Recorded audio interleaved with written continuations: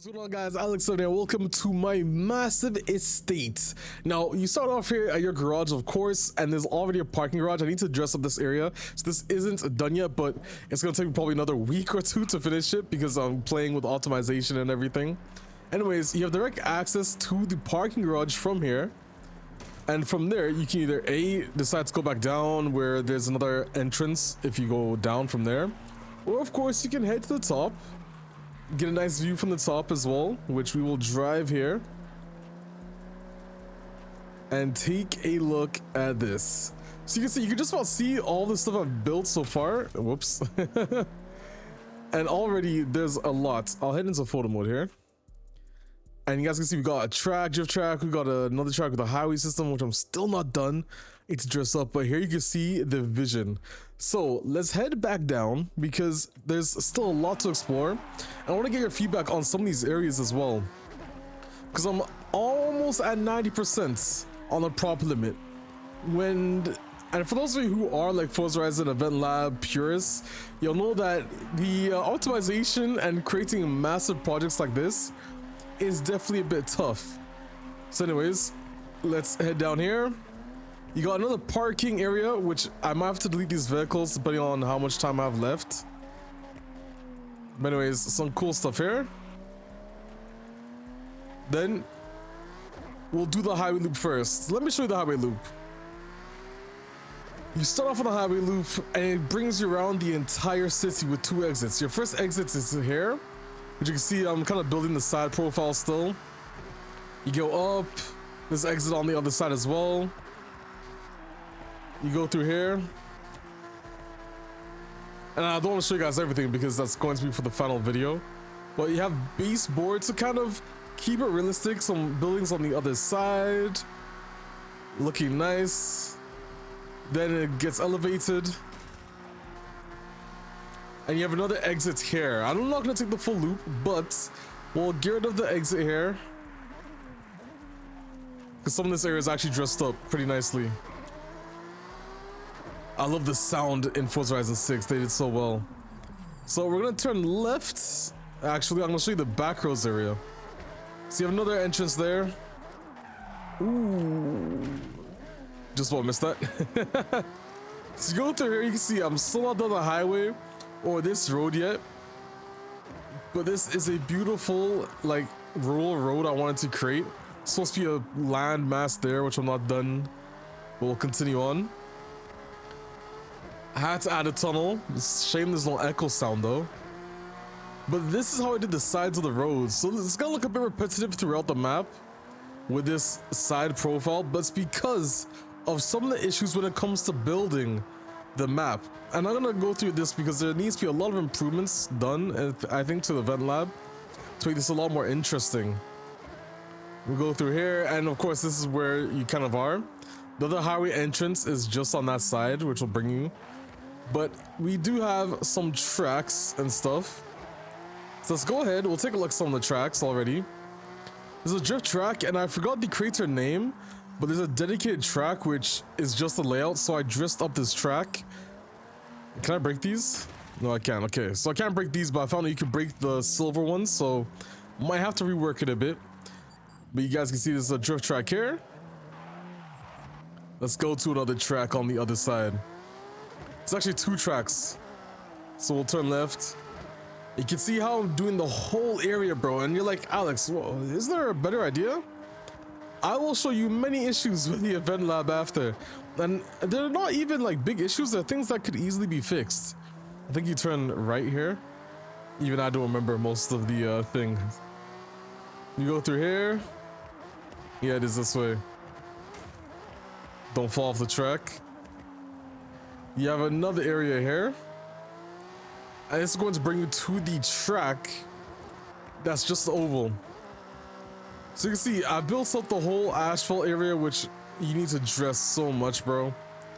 But for those who want to go hop on the track and do some oval racing, well, you got that in the city. I'm gonna do a quick little drift.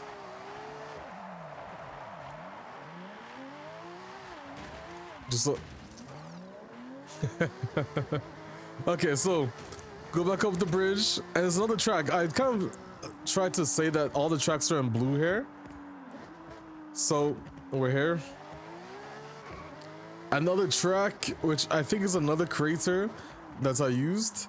You could build your own track, but honestly, I started to get lazy with the building because a lot of it is just optimization, and that's really what I'm planning.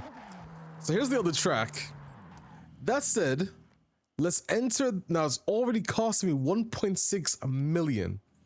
Let me show you what I have so far and some of the techniques I'm using so you guys can maybe build your own cities as I am. Now here's the thing. You guys can see that there's all this grass area, and what the issue with that is for example, if I want to place down a road, take a look at that.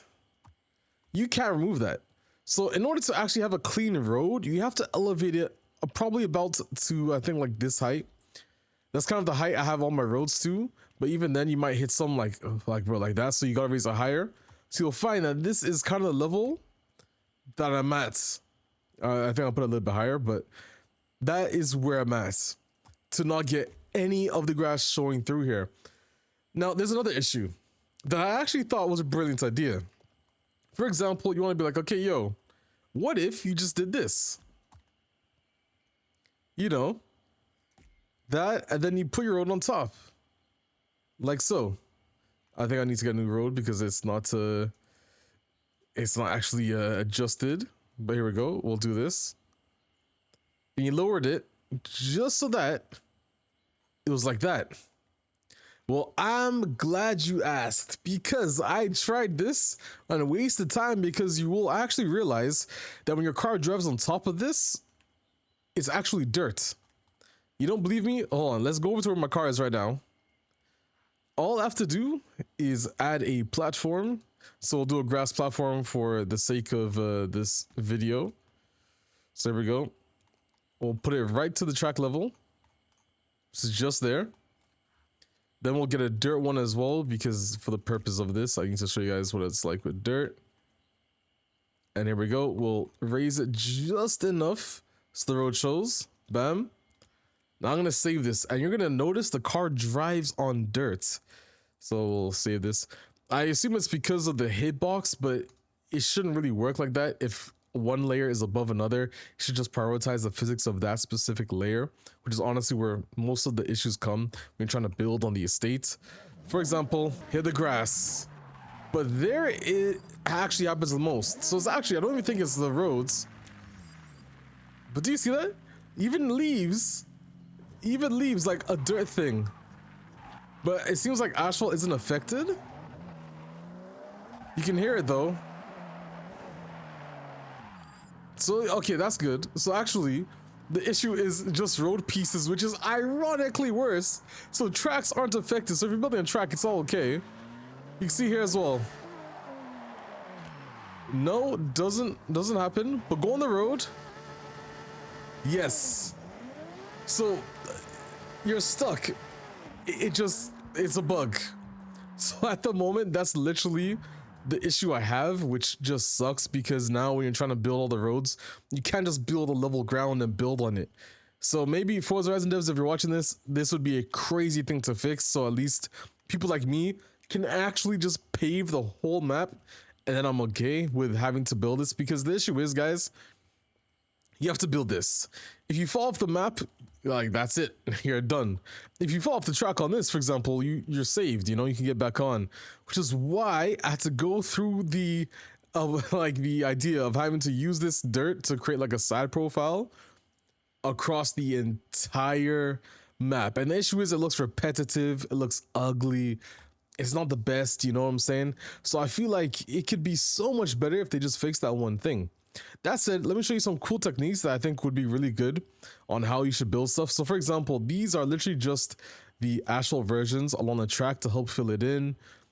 I did the same thing here as well. But the other thing is just being creative on how you use stuff. Like I said, as you can see here, this is just dirt piles turned sideways. You guys can see here, literally just dirt piles turned sideways. And that way you can get what you have here, as if it's like a cliffside, right? Same thing for all the other areas here. It's the same dirt that I use in the middle. Put something here, Street lights going here. I'll put solar panels. So you guys can see this rubble is my best friend. I'm trying to like hide and mask certain things throughout the estate. Parking garage here. It's just about being creative and always find inspiration of some things that you found online. Another thing that can help you a lot, but I don't really recommend it all the time, is community prefabs. You can find a ton of stuff to help you, like your imagination. This also goes for garages as well, but use this. And the good thing is, hanging bike is a really cool thing. You can search something. So for example, you want a building, okay, search building. Bam, you have people that built these buildings to help you. Massive modern art building, wooden shed, skyscraper, tall building, future building, neon, etc. There's so many people that can help you work out your stuff, like concrete building here. The issue is though, some of these will cost a lot in your prop limit, because how prop limits work is when you build something once, it has a prop limit, but you can multiply it many times. It still will affect the prop limit eventually, but you can keep doing it. So for example, I'll load something that I know will take up a lot, the grandstand, for example.